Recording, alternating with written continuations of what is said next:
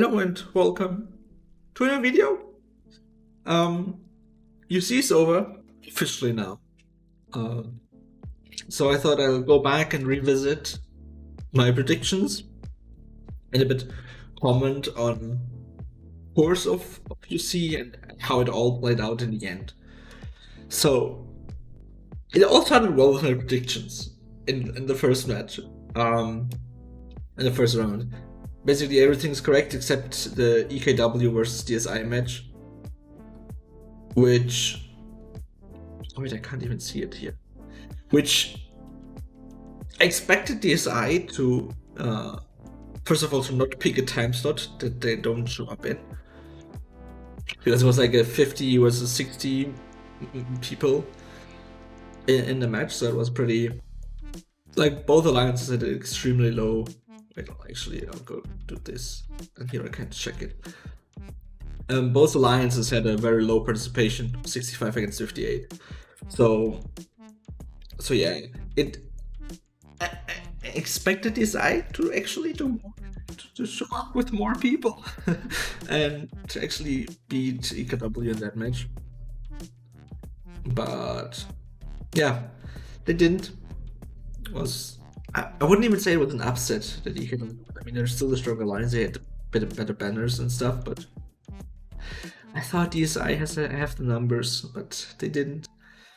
So yeah. And then in round 2, the madness kind of started already. FDH beating BDR was... I would say that was definitely an upset. Was a very close match, and the bows were just too strong for BDR to deal with.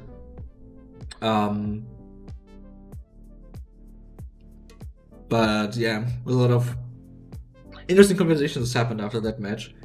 But yeah, that was pretty much the very first upset of this UC season. We'll get to another one later that also involves FDH, which is a bit more controversial maybe. But yeah, then EKW against HOH, it was pretty clear as well. EKW not having the numbers and kind of being outbannered as well. Anthro versus Mad was one-sided as well. ADD beat NW1. I know that in my predictions, when I made them, I put NW1 above ATD based on how ATD played last season. Like, shortly after I published the video, I already learned that ATD actually got their shit together. So, if I would have known that before the prediction video, I would have made it a bit differently, maybe? But yeah, ATD beat NW1.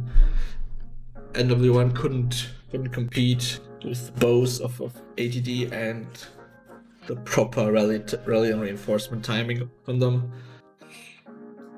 Another upset, at least in my opinion an upset, was Riz losing to OBV, which...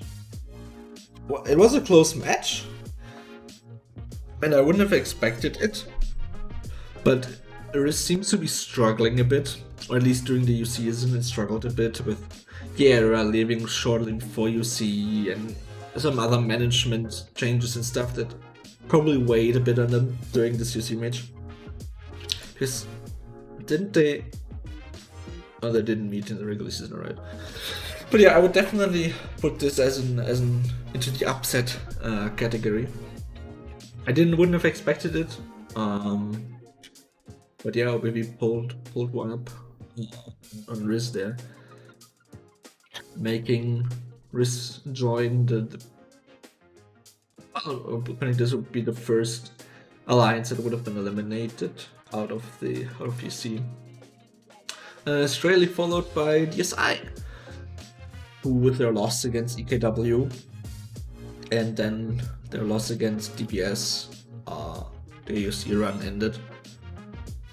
This was an expected match. I would have expected DPS to win even more convincingly. And if DSI would have managed to get these numbers in the EKW match, I'm sure they would have done better as well. Maybe even gotten the win. And then KAC against, or KAC against the German Jokers, which was expected as well. And Rui against TOS. So yeah, it was pretty straightforward this second round as well. Also the 50H was BDR and Riss against OBV, which were two which I would both consider being upsets. Then let's go on towards round 3. BDR against OBV. Pretty straightforward match, I don't need to go into detail in this. Same with EKW against DPS. It's basically the same as when we played them. Low numbers, even lower numbers than when we faced them. It being 1 AM as well. DPS struggled a bit with the numbers as well, but they still had enough people. And the strong people in as well, so could overpower EKW. And then Matt against KC. I personally wouldn't put this in the upset category, because when you, I mean, maybe before the season maybe, but then Matt got more recruits where you see they had the merge and everything boosting their numbers, and KC just didn't look impressive in the matches they had before. So even though they were bows, Matt dealt with that pretty well. I think they were the only other alliance than us that went full mono types in against bow alliances. I think I might be wrong, but yeah, they managed to pull the win off fairly convincingly as well, like a 20k difference. So yeah. And then W1 against Rui was pretty straightforward as well. It's like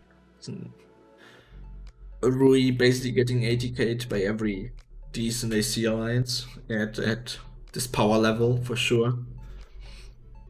So plus they were invaded as well at that point already, I think, from ATD, so had issues with getting Hoff and everything. Then let's go on into round 4.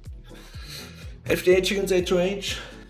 I know I predicted it differently as well, but as I said in my prediction video, most of my predictions are based on very unrealistic circumstances and very unrealistic standards. Me basically going with the underdogs a lot of times. But yeah, we faced FDH and we did better than I would have expected, maybe.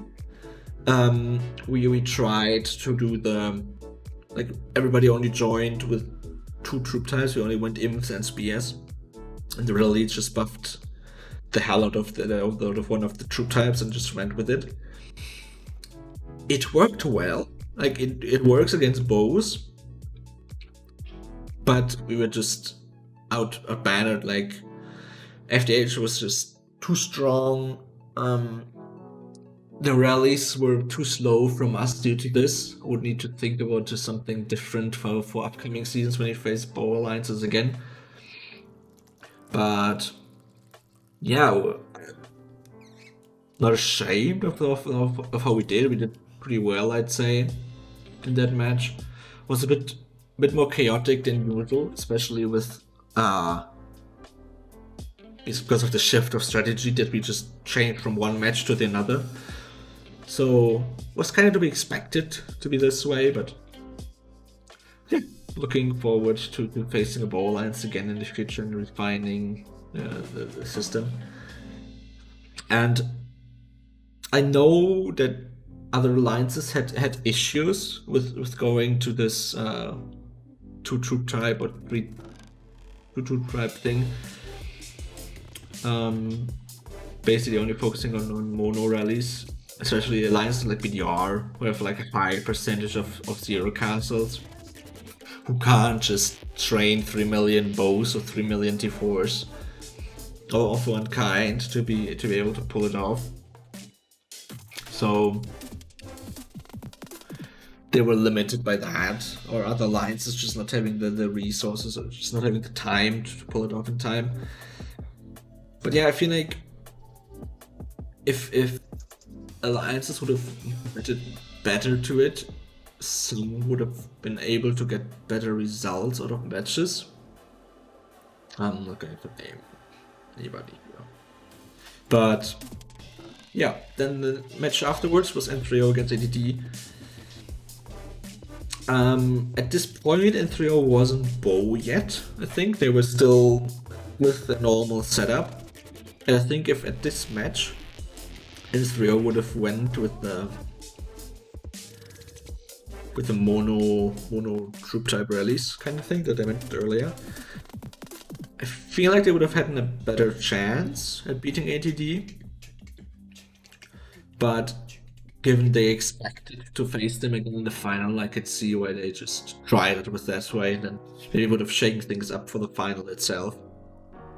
But we'll get to that later as well. But yeah, ATD won pretty convincingly. I think they disbanded after ATK, so I'm not entirely sure. Then BDR against CPS is a no-brainer as well, pretty one-sided match of course. And then Matt against NW1. Matt held off fairly well for most of the match, but then at one point they were just outpaced by NW1. Lost structures and weren't able to retake them, and then NW1 just pushed ahead and got the lead and won in the end fairly convincingly for almost 30k point difference. Yeah, round 5 was the end of the road for us against BDR, which was to be expected that we would lose against them. We faced them in the regular season. No, we didn't face them this season.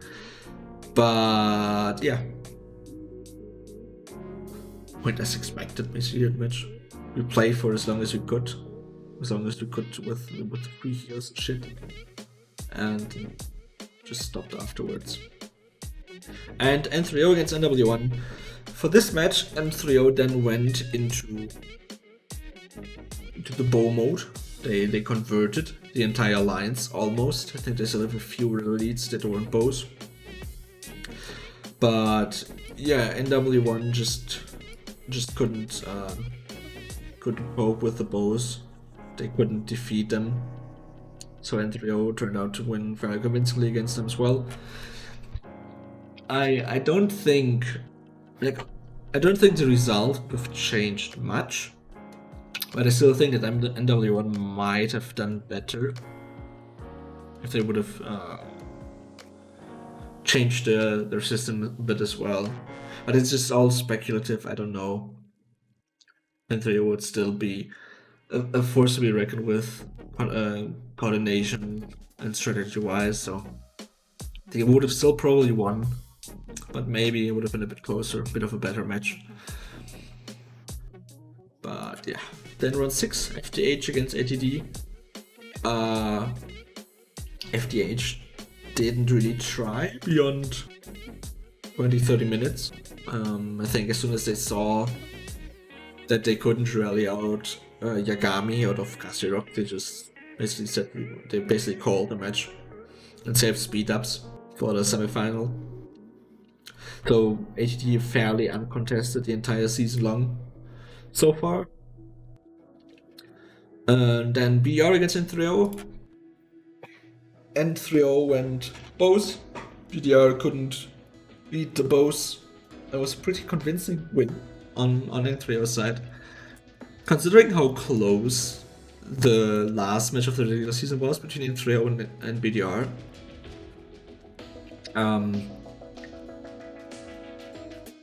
Pretty surprising that this match was that big of a difference then. Basically just attributing the difference to bows, probably, I'd say. Just BDR not being able to compete with the bows that much, and probably being a bit more drained as well. Well, not really, I guess. The FDH match probably was pretty draining. But yeah, just bows over anything else. Seems like it.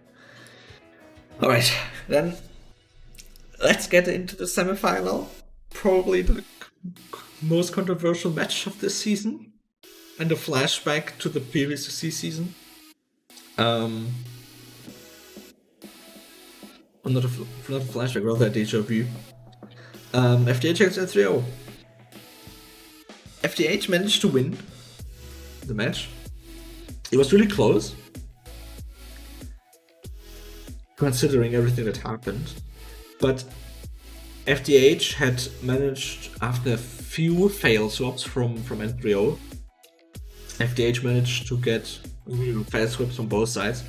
FDH managed to get freeze into CR, and they rallied N3O out of their port and got coppered in. It turned out that somehow the port was bugged again. The immortal port made a comeback, and it was just N3O was just unable to rally coppered out of the port. They had a few winning rallies, or rallies that hit 0 troops even but didn't capture it. So yeah, it's a controversial. With all this, you just need to say that I think N3O still lost the match before this even happened. With the fail swaps that they did, disbanding without slow marches, or just trying to hard swap and failing, or swaps being intercepted by FDH. And given how small the point margin is now, just capturing 1 or 2 buildings a bit quicker instead of focusing on the port that was bugged would have made a difference already. But of course, in the heat of the moment, it's now a lot easier, of course, now to talk about it than to decide things in the heat of the moment. I know that all too well. But yeah, it just feels bad for N3O to be denied the finals 2 seasons in a row because of the same bug. At least most probably denied UC finals. It would have been fun to see N3O bows against ATD bows, to be honest. I looked forward to it and was quite surprised that FDH managed to pull it off. I mean, also credits to FDH, of course. I mean, they defended CR against N3O the entire time, and also kept reinforcing the port, so it was really expensive for them as well. But yeah, in the end, the bug kind of overshadows the entire match and the rest of the season as well, because the final, FDH decided to boycott it. Only 2 people joined with fancy names, and another person who didn't read Alliance mails, I assume.